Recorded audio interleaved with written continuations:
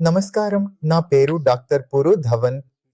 ఈ వీడియోలో మనం మాట్లాడుకోబోయేది రోగులు లేదా మనుషులు తినకూడని ఆహారాల గురించి.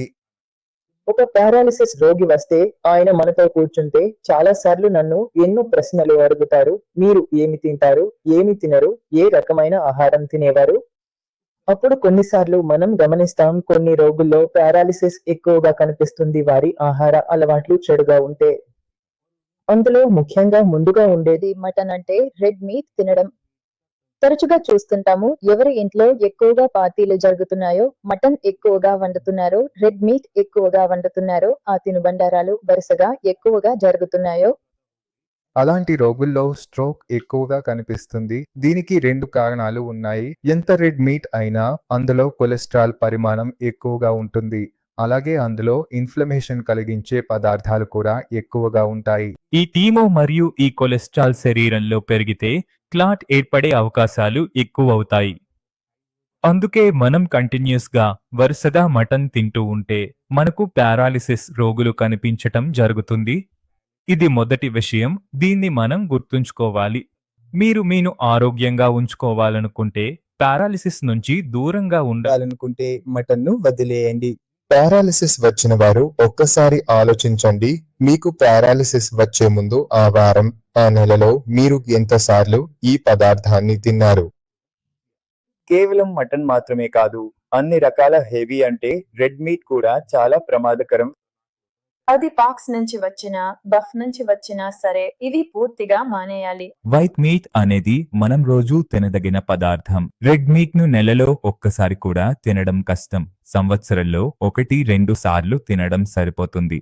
కానీ మనం దీన్ని నిరంతరం తింటే మనకు కేవలం పారాలిసిస్ సమస్య కాకుండా హై బీపీ సమస్య కూడా రావచ్చు, కొలెస్ట్రాల్ సమస్య కూడా ఎదురవచ్చు. చాలా సార్లు రోగులకు తాము చాలా సన్నగా ఉన్నామని, తమ శరీరంలో కొలెస్ట్రాల్ ఉండదని అనిపిస్తుంది. కానీ అది నిజం కాదు. మీరు సన్నగా ఉండొచ్చు, లావుగా ఉండొచ్చు, ఏవైనా కావచ్చు. కొలెస్ట్రాల్ కు సన్నగా లేదా లావుగా ఉండడానికి సంబంధం లేదు.